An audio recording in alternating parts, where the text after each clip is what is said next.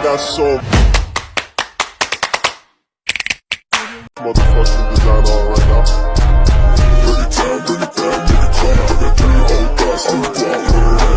Assalamualaikum warahmatullahi wabarakatuh. Perkenalkan, kami dari PGMI 2 kelompok 5 mata kuliah kewarganegaraan ingin membahas tentang caleg artis. Seperti yang kita ketahui sekarang, banyak kalangan artis mencaleg di tahun 2024 ini. Pengamat politik menyebut keputusan partai politik mengusung artis sebagai calon anggota legislatif pada pemilu 2024 masih dilandasi nafsu untuk mendongkrak jumlah kursi di parlemen ketimbang memperkuat kerja-kerja legislasi. Ini karena bakal caleg dari kalangan selebriti yang sudah populer. Kata Lucius Karus lebih menjual ketimbang kader sendiri yang tak dikenal. Selain itu, Lucius menambahkan kalau merujuk pada penilaian kinerja DPR selama masa sidang 4 tahun 2022 sampai dengan 2023. Hasilnya buruk lantaran hanya mengesahkan 1 RUU. Akan tetapi, peserta pemilu 2024 Partai Nasdem menangkis tuduhan itu. Ketua DPP Nasdem Willy Aditya mengatakan 8 caleg artis yang diusung partainya sudah lama menjadi kader dan mengikuti sekolah legislasi. Partai Nasdem misalnya mengajukan 8 pesohor dengan latar belakang penyanyi seperti Anissa Bahar dan Reza Artamevia, pemain sinetron Ali Syakib dan Nafa Urbah, presenter Coki Sitohang dan Ramzi, dan tak ketinggalan musisi Didi Riyadi serta Diana Sastra. Di Kota Bekasi yang merupakan dapil Jawa Barat, 4 papan reklame yang menampilkan tampang Coki Sitohang berjas biru sambil tersenyum lebar sudah terpampang di jalan-jalan utama. Saat menyerahkan berkas calegnya ke KPU pada Kamis 11 bulan 5, dia berkata ingin memperjuangkan isu toleransi yang sudah menjadi perhatian nasional. Ia juga mengatakan meskipun cukup dikenal publik tapi tak mudah lolos ke parlemen. Sebab pada 2019 lalu dia gagal ke Senayan saat menjadi kader Partai Perindo. Kemampuan anggota DPR dari kalangan artis kurang memadai.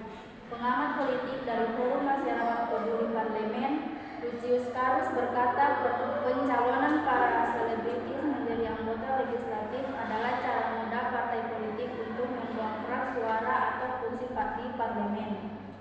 Tren seperti ini sudah berlangsung sejak 2004 atau ketika pemilu langsung diberlakukan, di mana kursi anggota DPR diperebutkan semakin banyak.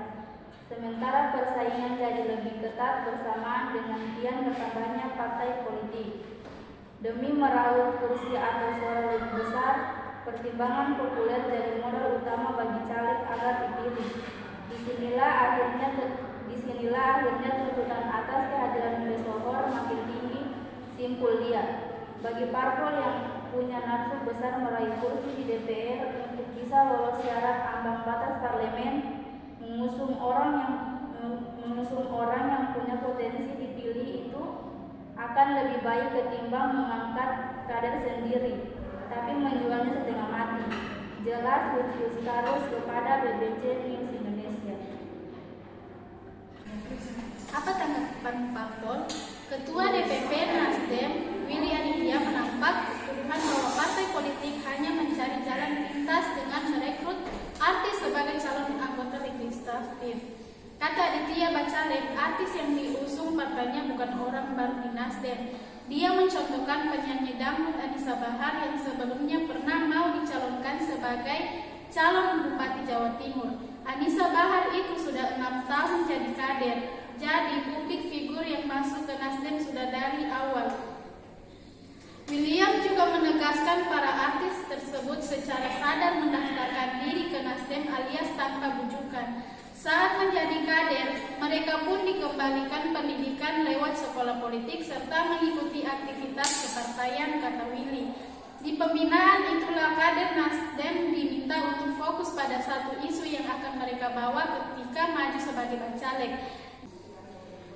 Peneliti politik dari Badan Riset dan Inovasi Nasional atau BRIN, Aisyah Putri Budiarti menilai tak ada yang salah dengan partai politik atau parpol merekrut tokoh populer dari kalangan kalangan artis untuk didaftarkan jadi calon legislatif.